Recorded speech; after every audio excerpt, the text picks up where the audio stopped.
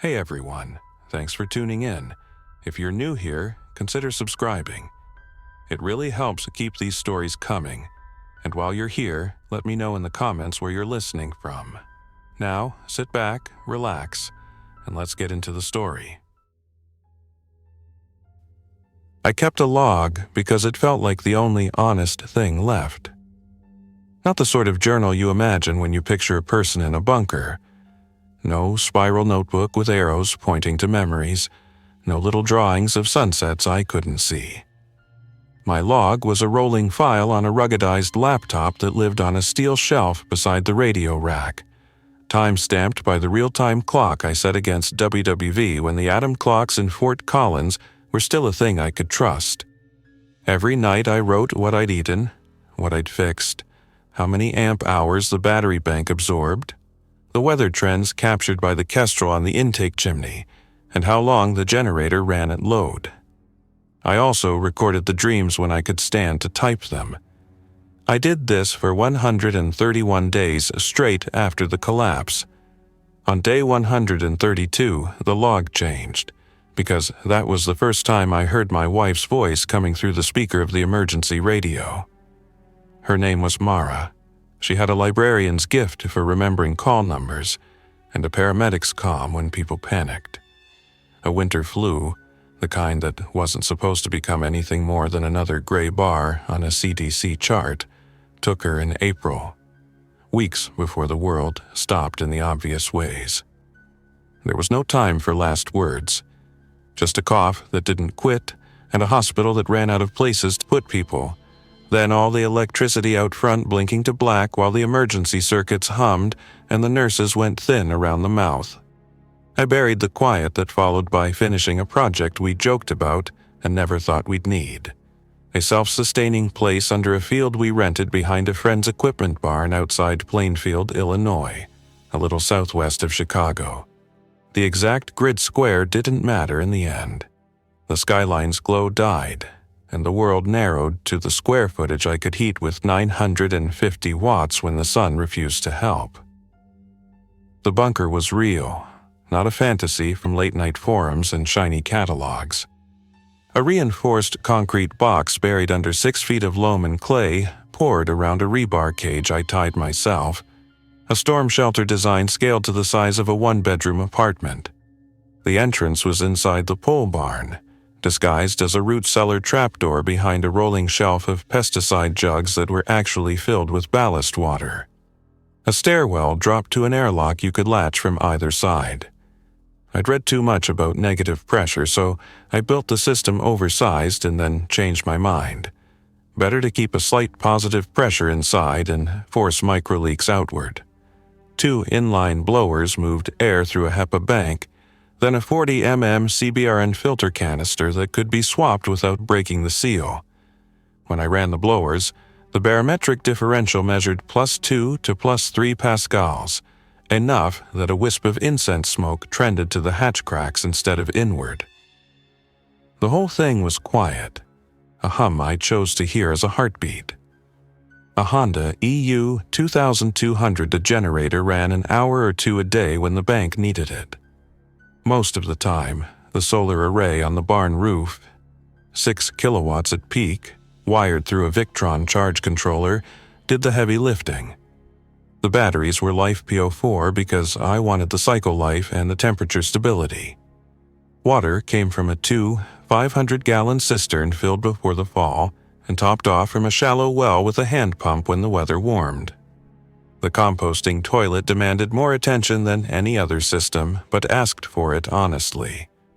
Food was shelves of rice and beans, canned chicken, freeze-dried vegetables, and enough coffee to keep me from making bad choices.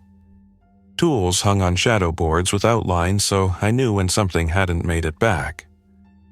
It wasn't a prepper's fantasy by then, it was just housekeeping. I had radios because they were how I kept my brain from shrinking. A black Pelican case under the desk held handhelds sealed in aluminum foil and Ziplocs back when that felt prudent. But the workhorses were on the rack. A multi-band transceiver for HF and a separate UHF rig for local traffic. Before everything went wrong, I passed the technician exam and then general because learning made the evenings feel like a rope to hold. I registered a call sign, KD9 ORM, but no one cared after the repeaters went silent. I still said KD9 ORM monitoring when I did the thing that felt like prayer, scanning the band edges and listening to the static for shape. In the first weeks, the radio hurt. I heard frantic voices on GMRS channels for a while. The NOAA weather frequency still carried machine voices repeating wind forecasts over Lake Michigan, like ghosts reading numbers to one another. WBBM News Radio 105.9 FM died one morning without ceremony, and in the silence that followed, I discovered how long a day could be when there was no traffic report to break it into quarters. Eventually, even NOAA's cycles faltered. A verse missing here and there, and then an hour of dead air before the robot found its breath again. On day 112, NOAA sang steadily for 8 minutes and then held a carrier with no modulation. I recorded it and tried not to make it mean anything. The night sky overhead was invisible, and that was for the best. I would have started naming the satellites. On day 132, I had beans on the stove and the blower on low when her voice found me. It was the VHF set, volume at the notch where you can hear a whisper and still capture your own thoughts. The squelch broke with a small sound like paper folding, and then I heard, "Ethan?" in a tone I could have picked out of a mile of wind. I froze. The spoon in my hand touched the pot and steadied like a pendulum finding center.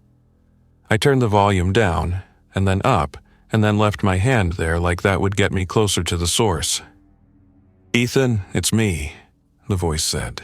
"I need you. I know what memory can do.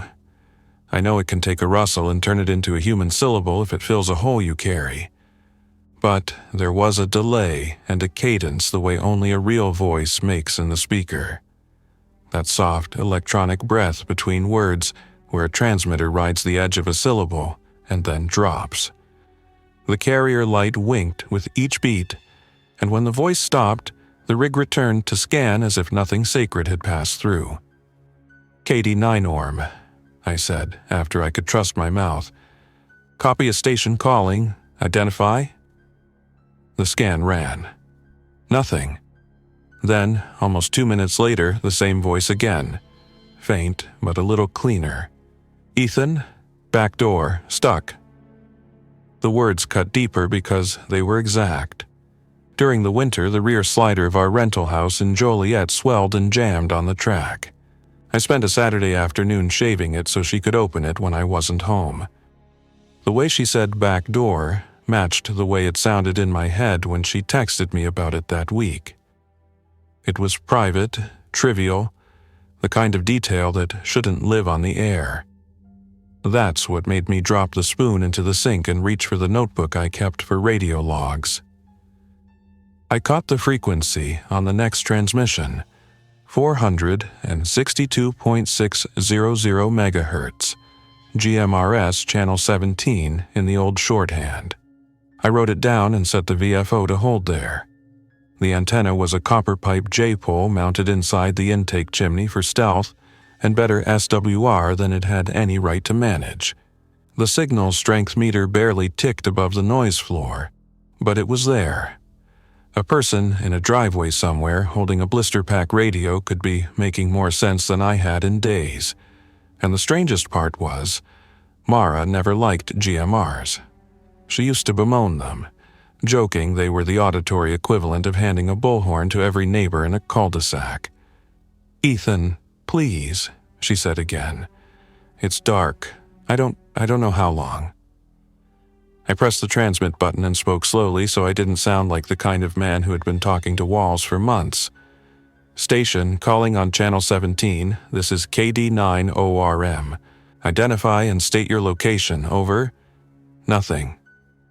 When the rig stopped transmitting, the tiny fan spooled down and I heard my own pulse with the fans of the ventilation system. No one responded. Then, faintly, a whisper that could break a world. I'm cold.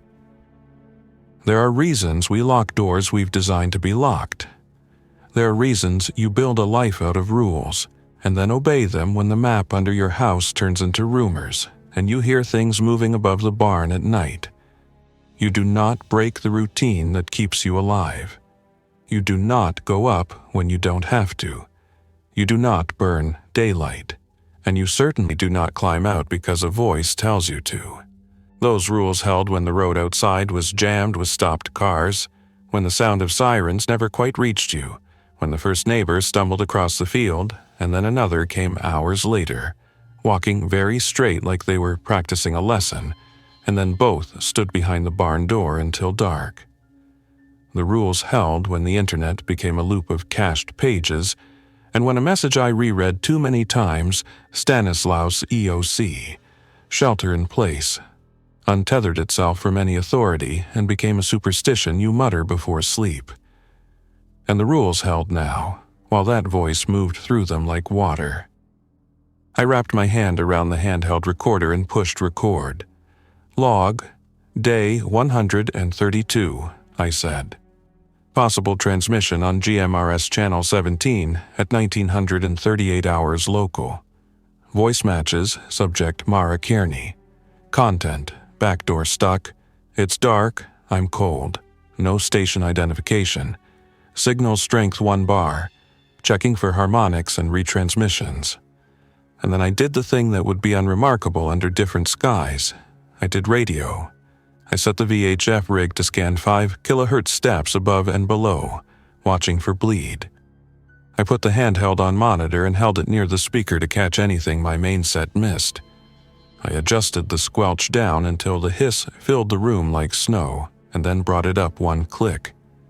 I took a deep breath and unsnapped the case that held my direction-finding antenna. Before this, DF had been a hobby project, like joining a fox hunt at a ham club picnic. The antenna was a tape measure Yagi Wurst built in Mara's sister's garage while we waited for a pot of chili to cool. It was 3 tape segments on a PVC boom. The elements bolted through so I could fold the thing and slip it behind the radio rack. I added a simple attenuator and an inline RF switch for close-in work. It looked like a prop from an educational show, but it worked. When I assembled it and swung it in a slow arc inside the bunker, the signal strength meter changed with every dozen degrees, a barely noticeable murmur on the noise, good enough to at least tell me whether what I was hearing lived west towards Joliet or east toward Naperville. I made notes. The best peak leaned northwest, toward the rental we'd left in a hurry and then never returned to. The direction was imprecise underground.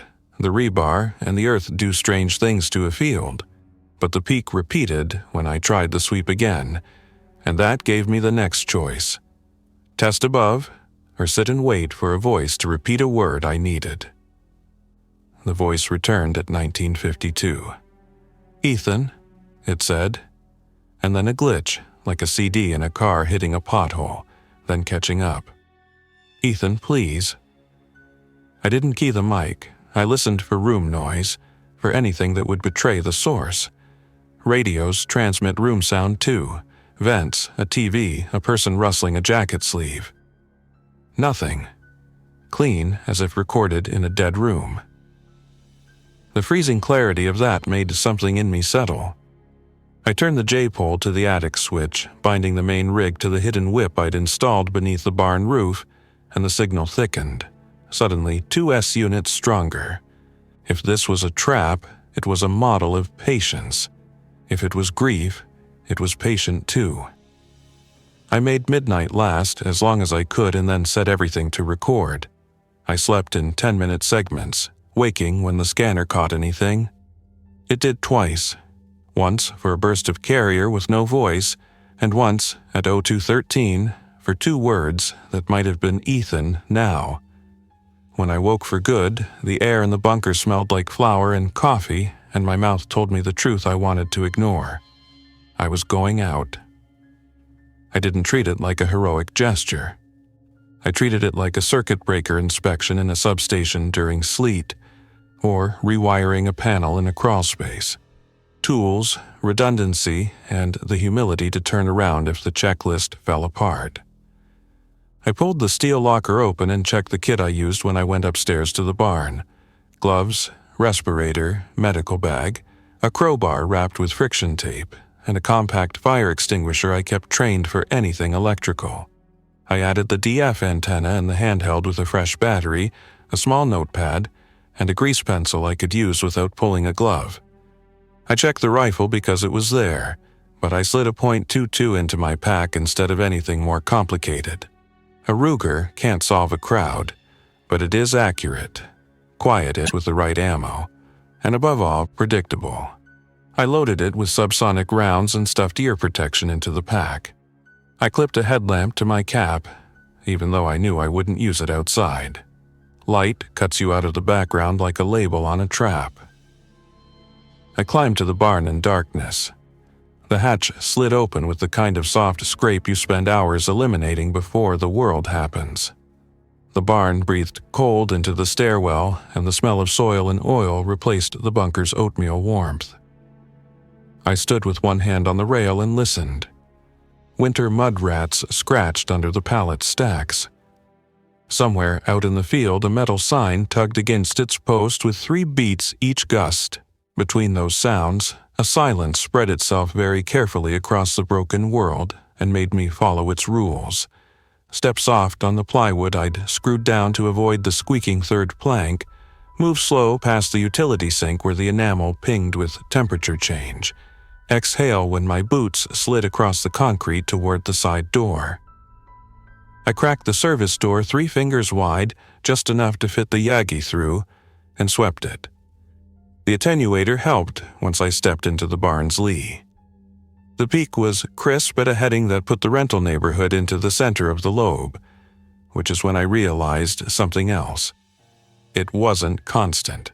The signal came in short carriers, 2 to 5 seconds of open mic, then silence for minutes, then another open carrier, and nothing but the empty sound a cheap radio makes when it thinks no one is listening. The voice came rarely, and when it did, it rode atop that carrier like it had been layered after the fact. I waited until the daylight behind the clouds made a gray decision out of morning, and then I took the long way down the hedgerow behind the barn toward the county road, walking between trees, skirting the place where the ditch swallowed boots. I didn't look at the houses across the field. On the first days, I'd scanned those windows and seen my own face in the glass, and now I looked at the ground and the spaces between branches where wind moved differently than breath. In that new world, distance took time even on roads I could drive blind before. I moved to the grass when the shoulder narrowed, stopped when the geese startled on the retention pond behind the subdivision, waited for the water to settle again, and then went forward. The suburban field hid a network of retention ponds, drainage tiles, and telephone pedestals that still stood like small obelisks every 100 meters. I ghosted from one to the next like a maintenance worker checking for frost heave. My tools were different now, but the motion felt the same. Near the first curve toward our old street, I saw 2 of them, figures standing on a driveway where the concrete met a small crack of grass. They didn't sway, they didn't gesture. They simply occupied a space the way a switched-off vacuum cleaner occupies a closet. I moved into the bushes and let them be shapes. One was wearing a lime green hoodie with a logo for a plumbing company I recognized. The other wore a brown jacket with the sleeves darkened to the elbow like he'd handled something wet recently. I watched their shoulders for the pattern you learn after months of this, that slow respiration like a metronome on the edge of stop. They were breathing. Their chins tracked a line of sight that didn't include me. They faced the street and the cul-de-sac beyond it, where the width of the pavement made a stage and the stop sign leaned. I measured time with the antenna sweeps. Every 30 seconds, I turned my wrist and took a bearing, letting the signal grow and fade. It came and went the way a lighthouse beam would if you were watching it through a doorway and the lens turned once every 2 minutes. When it came, it didn't move. The source radiated from a place 3 blocks down, set back a lot in a row of houses that looked interchangeable when you weren't counting their soffit vents. I waited for my breath to calm and then moved when the wind did, using the shape of the bushes like you'd use the gaps in fence pickets. I turned the corner onto Kestrel Lane and caught a shape in my periphery that made me stop. Above the roofs, sitting on a utility pole like a perched insect, was a quadcopter drone. It wasn't flying, it was parked. That was new. Its rotors were still, but a green LED winked near the body every few seconds. It looked like a mid-shelf photography drone, something like a Mavic with folding arms, set on a PVC perch someone had bolted cleanly to the crossarm where a cable TV line drooped to the next house. I stared until the blinking LED settled into my understanding of the world. That took longer than I wanted to admit. A carrier burst opened on Channel 17, then fell. The drone's light stayed steady. The house beneath the pole had a screened-in back porch where we used to sit with friends we haven't spoken to in a year. Even the idea of names felt dangerous now. On the porch, a small black box rested on a patio table with a tangle of wires running to a power brick still plugged into a wall outlet. When the next carrier popped, the black box's tiny orange LED lit and then went out. It was a GMRS repeater unit, one of the cheap models you wire to a mobile radio to extend range through a little duplexer. Next to it, a smartphone lay face down, its case textured the way tactical marketing loves. A set of foam weatherproofing strips made a small channel where the window screen met the frame. A wire ran through the channel and out to a small speaker grill half hidden by a potted plant that had died slowly since the last rain that mattered. I crouched behind a grill hose and felt the world tilt. This was not a voice carried on the wind by grief. This was a voice recorded and then played. And if someone had put it here, they had stood where I was, and they also could be standing close enough to watch what it did to me. I keyed the handheld on a whisper and transmitted on low power. "I see your toy," I said, my voice barely sneaking past the squelch setting. "I don't play." The carrier opened immediately, held for 5 long seconds like a held breath, and then I heard 2 syllables in a voice that was absolutely, impossibly Mara's. "Help me."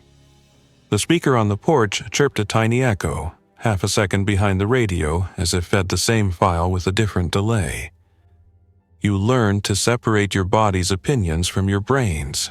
My body wanted to move forward, to push the screen aside, to gather the small black box into my hands and carry it like an organ that needed transplanting. My brain did the chemistry and produced the result. If someone had her voice, they had been close enough to her at some point to record it. Or they had been close enough to me to capture the audio of us at the rental in the months before she died. Or they had been close enough to my bunker these last days to hear the ways I talked back to silence. I didn't like any of those variables. All of them came with an extra fact. Whoever that someone was, they were tuned to what men like me needed. I backed away and then froze. The man in the plumber's hoodie down the block had turned his head 5 degrees. It felt like a camera pan in a movie. Too smooth, too precise. Not enough drift for a person with no project other than standing. He wasn't looking at me. He was looking past me, toward the street corner where a different line of sight cut through a gap between 2 houses. He moved 1 foot 6 inches and stopped. The man in the brown jacket mirrored him a second later. No call, no shout, just a paired adjustment like 2 compasses aligning. I slid into the hedges and brought the Yagi up again, breathing through my teeth to suppress the noise in the mic. The signal peaked now at a slightly different angle, not the porch box. Something else had joined the chorus. A second repeater or a stronger mobile, or maybe the drone itself had woken and was relaying the call down the street. I tracked the new lobe. It pointed not toward the porch but toward a cul-de-sac where the road ended in a circle of stamped concrete with a maple tree in the middle. I saw movement there, a person stepping from behind a minivan. He wore a charcoal soft-shell jacket and a knit cap. He had the posture of someone whose life had included backpacks that mattered. He raised a hand and not in greeting. It was the gentle, palm-up gesture climbers use to tell a partner to hold and breathe. On his chest, a radio clipped.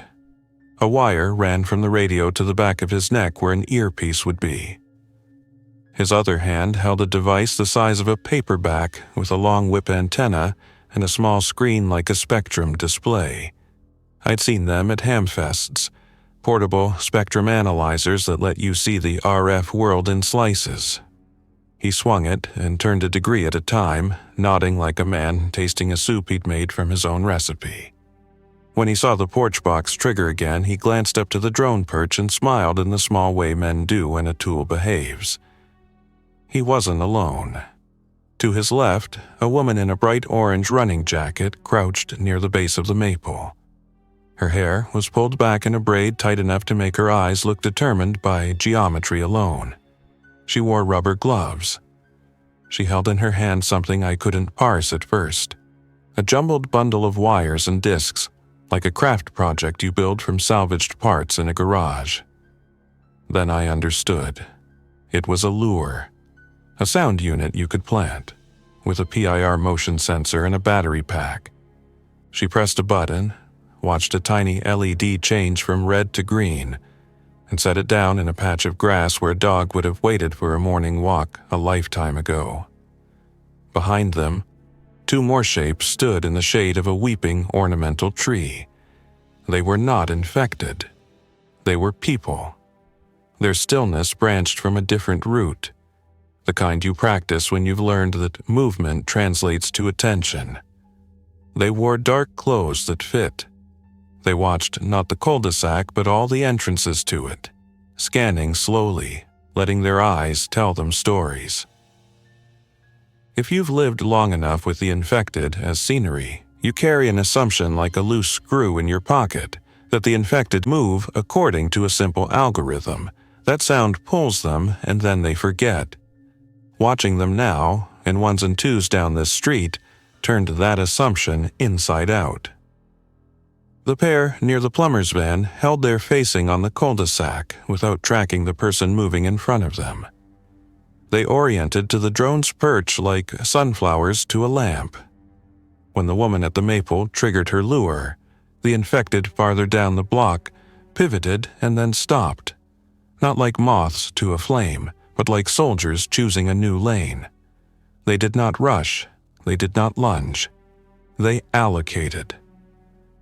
I didn't have a word for the feeling that rose in me then, except to say that something in the world had learned, and it was learning through the infected the way fungus can move through a forest if you give it time.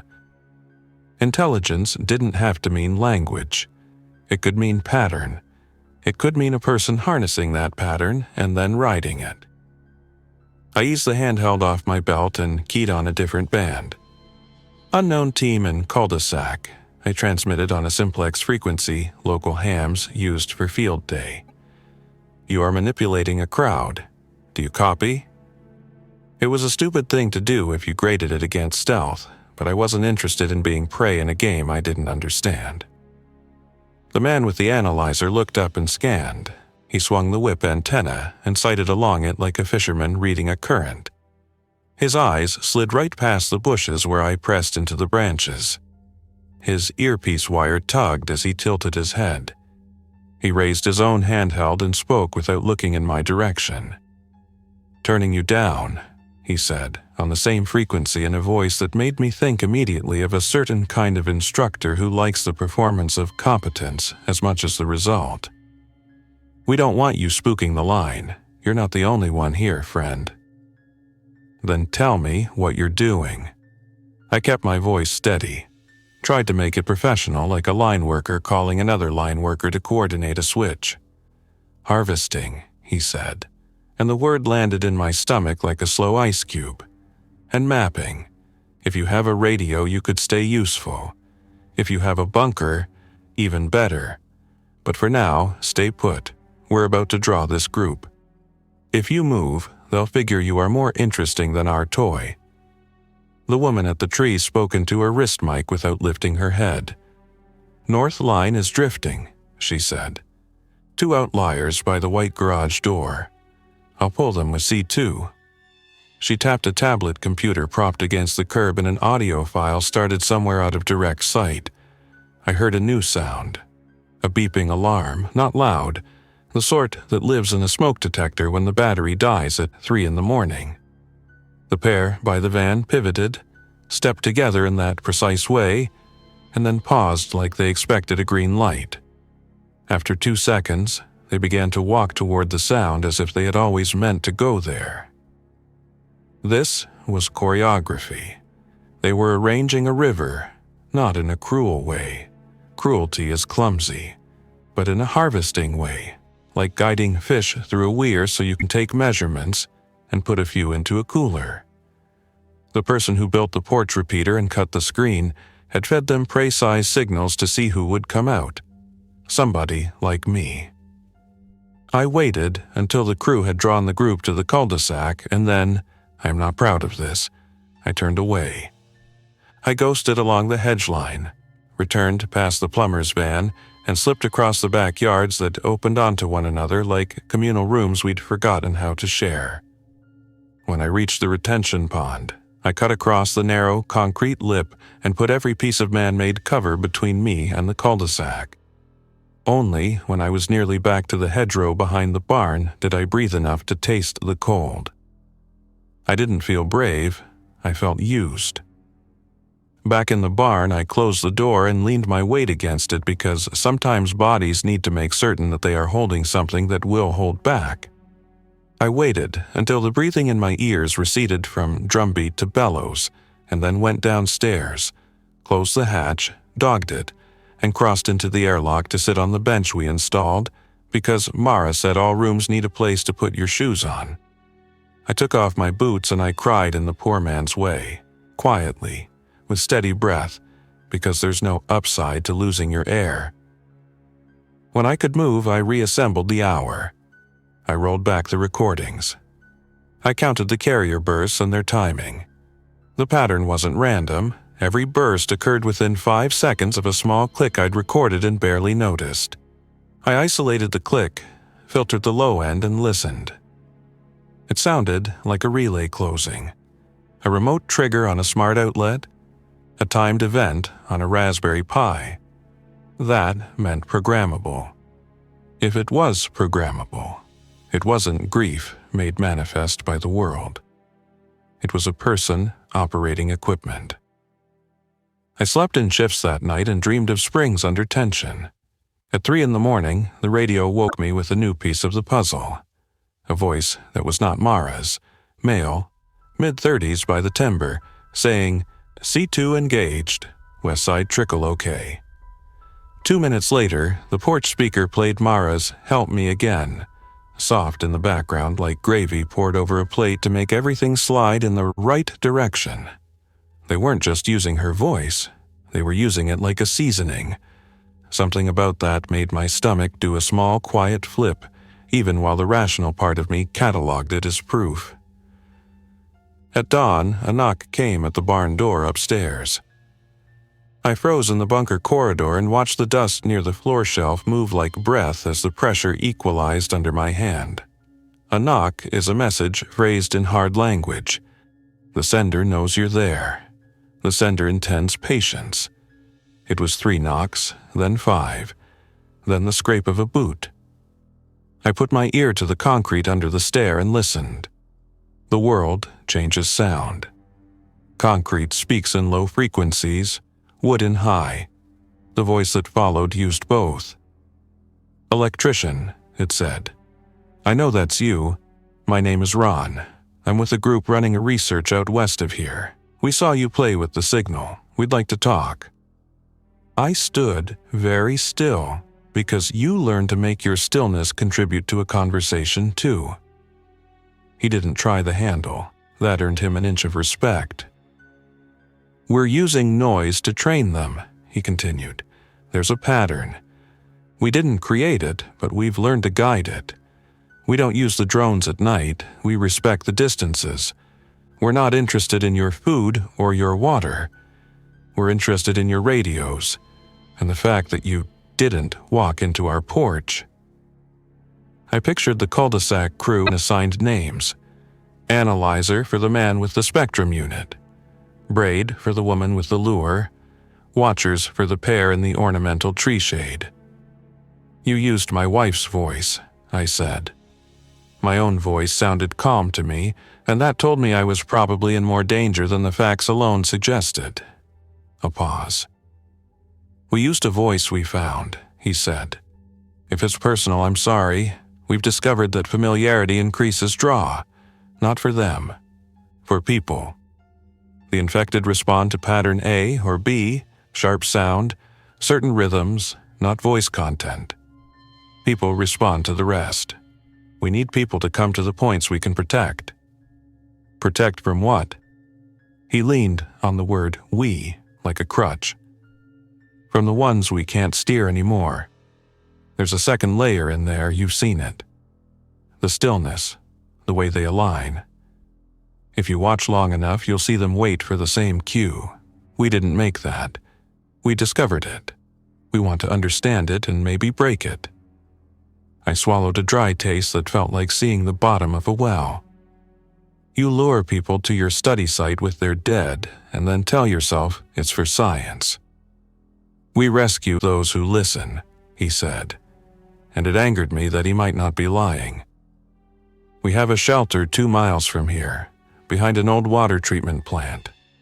We have heat and filtration. We have a nurse. We have electricity. We have a plan. Come see it, or at least don't jam our work. We need the porch again tonight. I didn't have a plan for this conversation. My rule book didn't contain a page for men who knock with apologetic science. I fell back on the only thing I trusted in the world outside my door. The fact that information has to be purchased, not given. Your name's Ron, I said. You sound like someone who's taught classes. Your crew is trained. You're harvesting. If you're building community, make your offer without asking me to help you fool another person who hears someone they loved. Silence. Then, we'll adjust. The porch will play generic calls tonight. Car alarms, appliance chimes, emergency alert tones. Consider this a courtesy. The voice was used because we didn't know you were listening. We know now. The courtesy stung worse than the theft. How many voices have you recorded? I asked. Enough that we don't have to anymore, he said. And the honesty of that made me sit down without meaning to. We built a model. It makes voices that sound like somebody to most bodies. It only has to be 90% right to work. We learned that the hard way. A footstep. The sound of a hand in a pocket. We'll be back tomorrow with the radio on your frequency at 9 a.m. If you don't want to talk, we'll stop bothering you. But if you want to do more than eat beans in the dark, you know where to find us. West of the old wastewater plant. Follow the blue survey flags.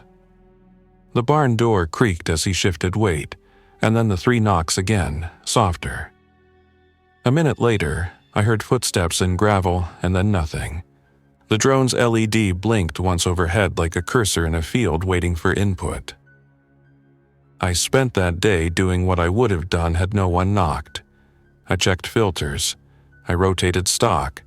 I written down the amperage of a pump because numbers are a way to keep corners tethered. I made coffee too strong and drank it anyway.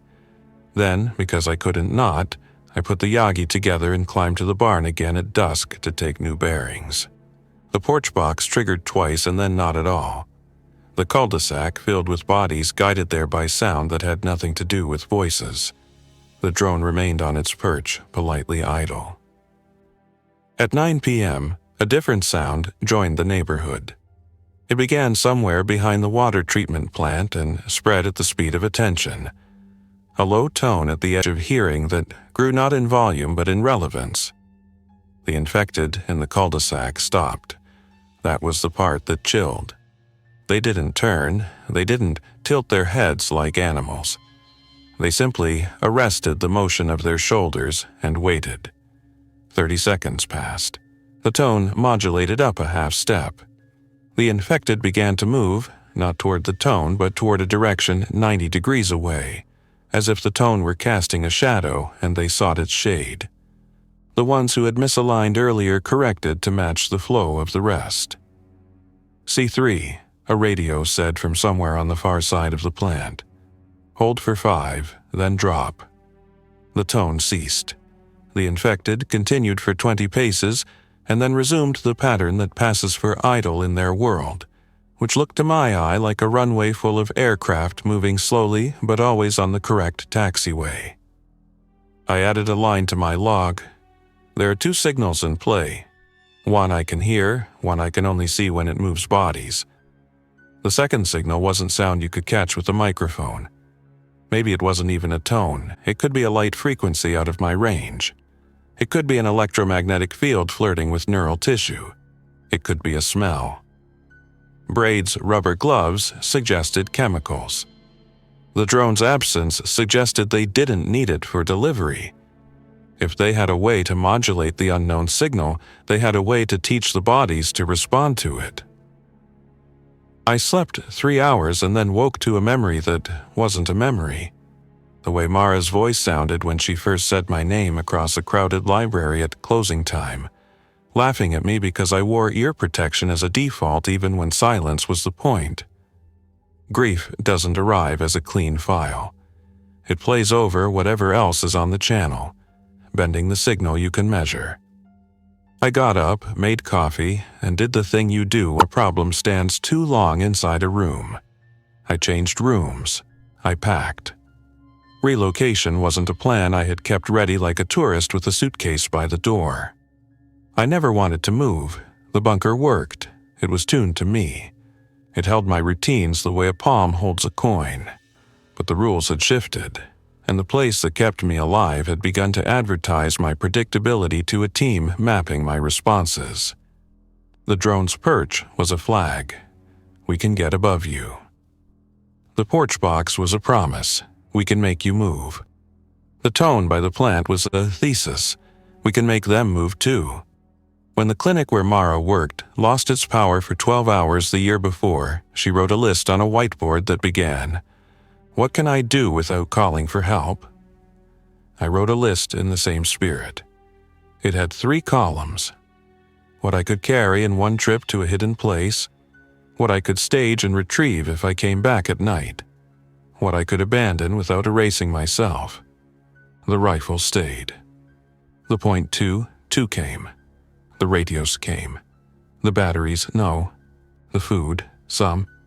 The filters, one new one in a sealed bag because breathing is not optional.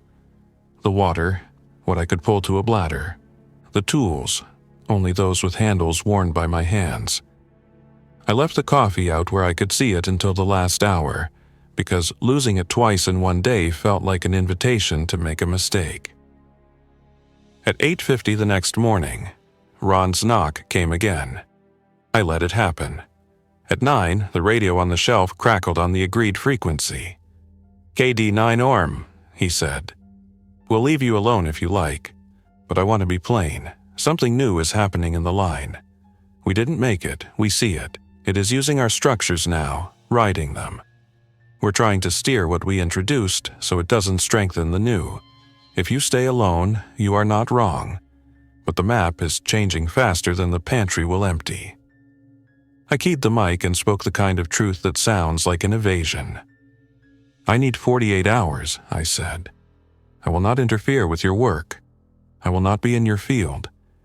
If I decide to see your shelter, I will come at noon, 3 days from now. If I decide not to, you won't hear me again." "Copy," he said. 3 days. Noon. West gate at the plant. Blue flags. We won't touch your barn. We appreciate the courtesy. It shamed me that part of me felt gratitude. If you designed a trap for men like me, that's how you'd bait it. With understanding, with control, with a language that sounded like a safety briefing. I signed off and went to work. The new cache site was something I'd found last April when I still believed in summer, a shallow drainage culvert that ran under the railroad embankment a mile west, just big enough for a person with bad knees to hate, and just dry enough that you could stage sealed bins in the shadow and they'd stay cool. I carried everything there in 2 trips, the Yagi folded and tucked under my jacket like a collapsed idea. I moved during the hours when the infected seemed least compelled, mid-morning and mid-afternoon. I timed my steps to the wind. Twice I saw shapes align toward a sound I couldn't hear, and both times I sank to my knees and waited until the motion couldn't involve me anymore. On the second trip, a shape stepped out from behind a sycamore by the rail line. It was a teenager, 17 maybe, wearing a varsity jacket from a high school whose colors I recognized because they filled stadium bleachers a mile away when the world was away to measure Friday nights. His eyes fixed past me, over my shoulder, the way their eyes do. But he didn't move with the precision of the others. He shook once and then steadied. He lifted his hand and opened his palm the way the man in the cul-de-sac had done to signal hold and breathe. For a second, I thought I was hallucinating synchronicity. Then I realized the truth was worse.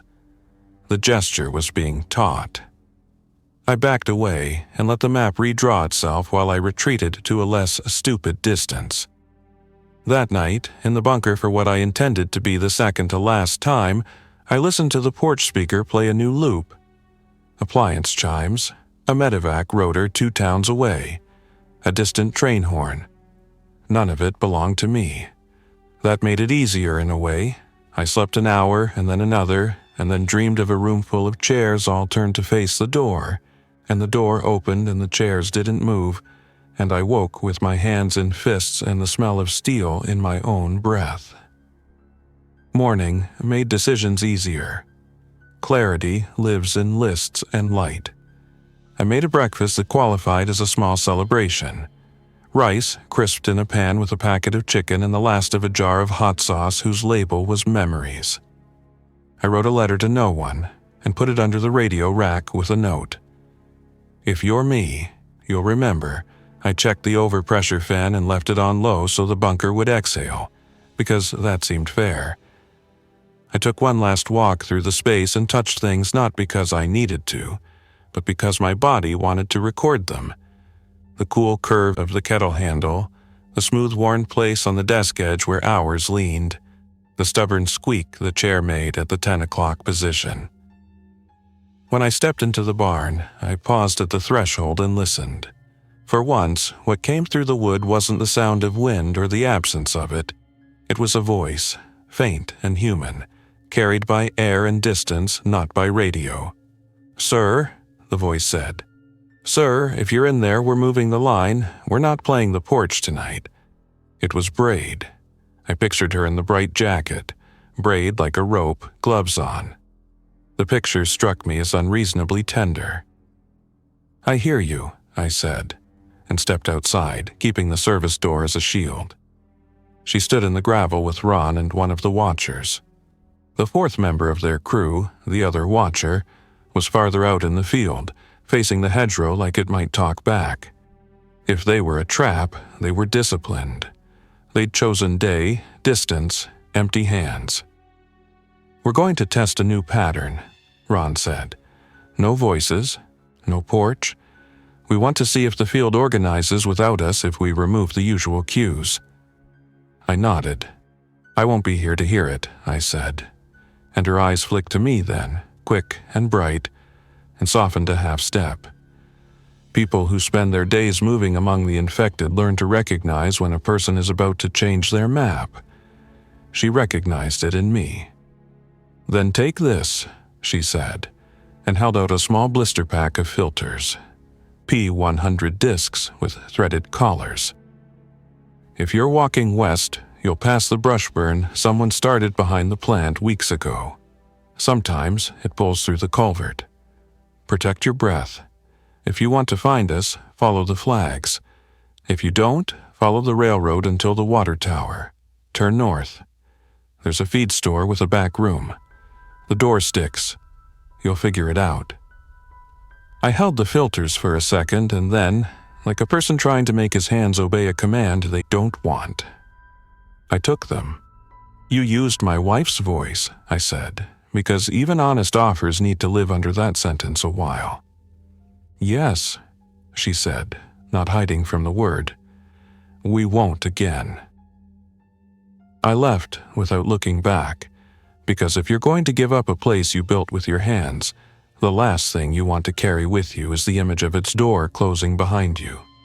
I took the hedgerow, then the ditch, then the rail.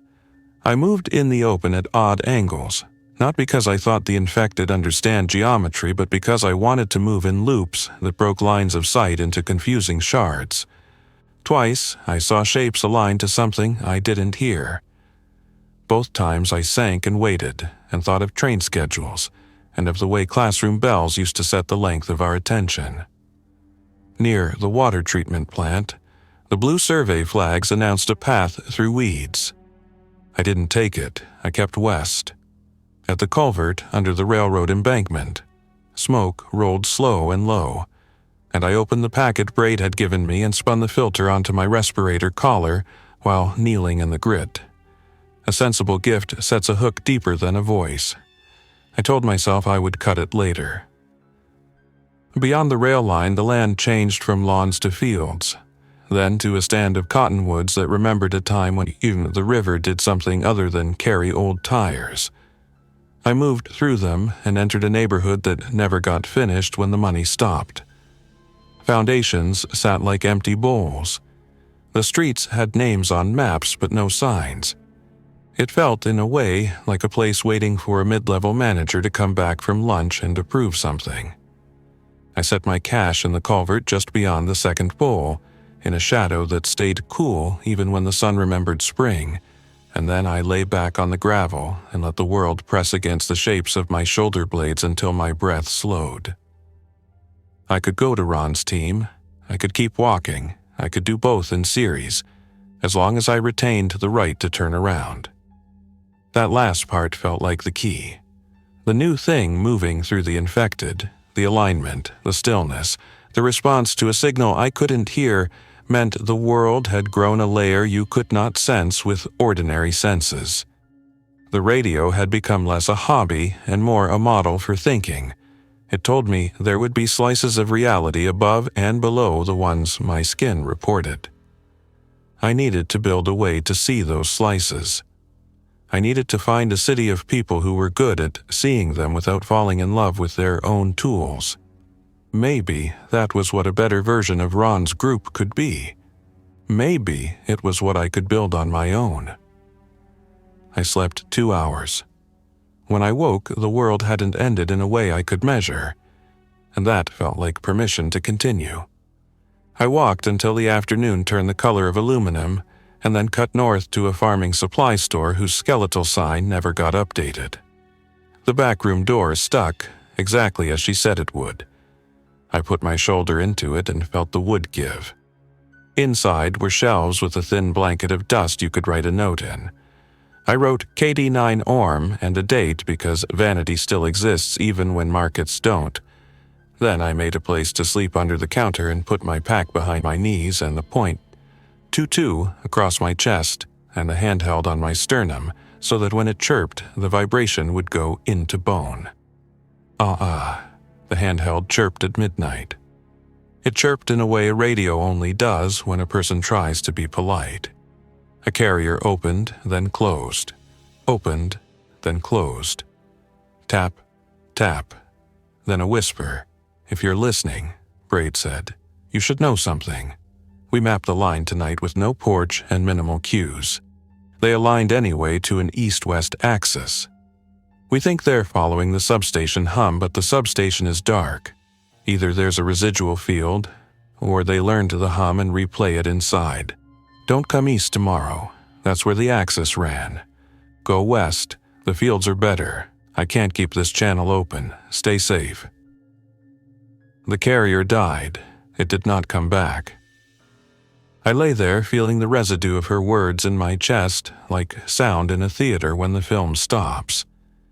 If the infected had learned the hum of a substation, if they carried that pattern and aligned to it, then the world had given them a map that would persist even with the power out. That meant the places we think of as quiet, fields, rail, metal bridges, would speak to them anyway. The map wasn't ours anymore. I fell asleep and dreamed of a library whose stacks had been turned sideways, all the shelves aligned on an invisible signal, the gaps between them opening and closing like gills. Mara stood at the end of an aisle with a clipboard and smiled, and pointed me to a reference section where numbers lived. I walked there and found not books, but taped-up boxes with transceivers inside. And when I cut the tape, I found not a radio but a notebook with a list of words written in pencil. Tone, carrier, scent, field, hum. I woke with the taste of pencil lead in my mouth and the conviction that the next days would require me to become fluent in a new alphabet. In the morning, I did what I do best when the world requires more than bravery. I made a plan my hands could obey. First, build senses. I would salvage a cheap spectrum analyzer like the one I'd seen in Ron's hands. Failing that, I would rig a software-defined radio to a laptop and sweep the bands I ignored before because they made no human music. I would borrow a decibel meter to measure the places where silence wasn't. I would make a portable smell trap, activated charcoal and a fan, to see if I could map odor plumes. I would rig simple coils and clamp meters to test for stray fields and fence lines. If the infected were aligning to a thing that used to be power and now was a ghost of power, maybe I could see its footprints. Second, find witnesses who weren't measuring for harvest. People who had watched, not manipulated. Farmers had watched fields move under storms. Crossing guards had watched flows of bodies. The night custodians at shuttered malls. I didn't know if any of those people had shelters or breath left, but if they did, they would own stories free from the contempt that too much control breeds. Third, define boundaries. I chose a rectangle on a map in my head, bounded by the river to the north, the old interstate to the south, the water tower to the west, and the empty subdivision to the east. I would move inside that rectangle like a technician checking a substation, a rectangle big enough that you could learn in it, and small enough that you couldn't get completely lost. Fourth, decide what to do with Ron's offer. That decision would wait until I knew whether my measurements could exist without his group's apparatus making noise on top of them. Courtesy or not, their work printed fingerprints everywhere, and right now, I needed a clean surface. I ate a breakfast of oatmeal with the last of the dried cherries because sugar behaves like courage for the first hour of a day. I packed. I took out the pocket notebook and wrote the first line of a new log, under a date the world hadn't canceled simply because calendars had stopped pretending to matter. Field log, day 133. KD9 Orm, Ethan Kearney. Objective, map the hum the bodies follow. Secondary, test the hypothesis that scent and field combine. Notes, everything is a transmitter now, including grief. Before I left, I set the handheld to channel 17 for a minute because hope is also a transmitter and sometimes you should waste a milliwatt on it. The speaker, obedient, filled with the sound of wind crossing a microphone somewhere else. In that noise, I heard not Mara, but the life she asked me to keep when life remained a conversation we could steady together. To pay attention, to write it down, to follow the signal that leads to other people, and to avoid the ones that lead into walls. I stepped out into the day, and the air felt like a room I might learn. The field smelled of cold smoke and wet earth. The kind that takes footprints and keeps them as a record, not for you, not for anyone, but for the ground itself. To the east, where the map had been drawn by fences and routines, the line of bodies tilted to some logic that didn't require me. To the west, Where the railroad cut a low path through the bare trees, the world made a softer sound, and I listened in the way a person does when all the instruments they've learned are suddenly the right ones to play. Sata, I walked, and for the first time since I turned the lock and chose a world made of concrete and habits, I didn't feel like I was leaving home. I felt like I was carrying it in a way that wouldn't get anyone else hurt. The voices would come again, I knew. Maybe they'd be her voice, close enough to cost me a breath. Maybe they'd be a voice a machine made in the shape of a person. Maybe they would be the hum of a thing that used to be a transformer singing out of a fence line with no power left in it, calling bodies that learn by aligning. I wrote that down too because saying it out loud to the page made it both more real and less powerful. By noon, I'd found a safe place to watch a stretch of road where wind played with a plastic grocery bag the way I remembered it on bored Saturdays when nothing mattered enough to fill the time. I set up the Yagi and the SDR and listened, and the screen drew pretty graphs that meant nothing to the part of me that missed a librarian, and everything to the part of me that believed tools make a person generous if you let them. The first trace climbed in a slope I could chase. The second refused to announce itself but left a wake in traffic that didn't include cars. I smiled then, involuntarily, because there was a kind of grace in recognizing a pattern that would never put its hand on a doorknob but could still teach you to open one safely. At sunset, I wrote a line that felt, if not like hope, then like professionalism. Today, I learned that the world can be cruel without being personal and intelligent without being kind. And I learned there are people, some who knock, some who warn, who are trying to be better than the tools they carry. I made a small camp between two retaining walls where sound folded back on itself and the stars, yes, stars.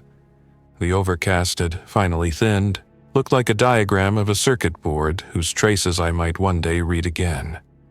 I closed my eyes and heard no voices. Not because the radios were off, but because I'd learned to measure them differently. In the morning, I would decide whether to take the blue flags or the railroad, whether to accept the apology baked into a box of filters and a suggestion from a stranger, or whether to keep making my own map until it overlapped someone else's without a lure in between. Either way, I would keep the log, because the log was the part of me that refused to lie even when it would be easier. And because if there was a mind learning through the infected, it had found a student in me. And the class I chose to take would be one where the final project looked like a town with lights again, not just candles behind blankets, but honest light, made on purpose, shaped by people who remembered doors and how to keep them honest. I slept under that idea, with the handheld face down on my sternum and the antenna angled west like a compass needle pointing not to north but what I would decide to be. And when the radio chirped at dawn with a single carrier and no voice, I smiled into the fabric of my sleeve, because I knew what to write. Carrier only. No content. The world asking a question, not telling me a lie. Then I got up and answered it with my feet. Thanks for listening. If you enjoyed this story, don't forget to like and subscribe. Your support keeps these creepypastas coming. Until next time, stay alert, stay safe, and never ignore the feeling that something is watching.